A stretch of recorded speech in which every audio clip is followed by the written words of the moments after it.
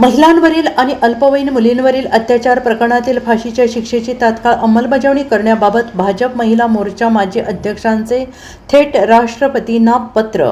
महिलांवरील आणि अल्पवयीन मुलींवर होणाऱ्या बलात्कार आणि खून यासारख्या अत्यंत गंभीर गुन्ह्यांमध्ये दिल्या जाणाऱ्या फाशीच्या शिक्षेच्या अंमलबजावणीत होणाऱ्या विलंबाबाबत मैत्रीण संघटनेच्या अध्यक्ष आणि भाजप महिला मोर्चाच्या माजी राज्याध्यक्ष नीता केळकर यांनी चिंता व्यक्त करत थेट राष्ट्रपतींना पत्र लिहिलं आहे.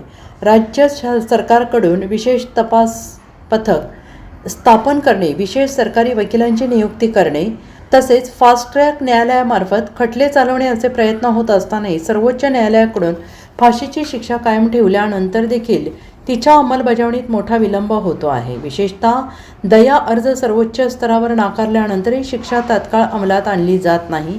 ही बाब अत्यंत चिंताजनक आहे असं नीता केळकर यांनी राष्ट्रपती द्रौपदी मुर्मू यांना लिहिलेल्या पत्रात नमूद केलं आहे.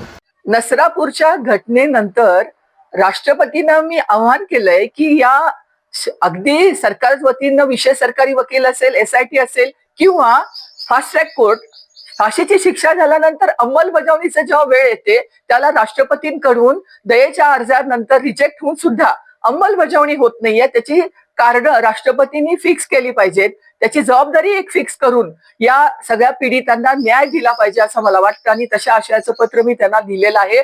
आणि ती जबाबदारी निश्चित करण्यासाठी एखादी यंत्रणा तुम्ही उभं राहावी. देशभरात आणि महाराष्ट्रात जवळजवळ 3000 देशात अजून प्रलंबित आहेत आणि महाराष्ट्रात 20 केसेस 2011 ज्याला फाशीची शिक्षा झाली आहे असे हिंजवडीची केस अजून पेंडिंग आहे. तर त्यांना फाशीची शिक्षा व्हावी एवढंच माझं आव्हान राष्ट्रपतींना आहे. Bureau report, SPN Marathi.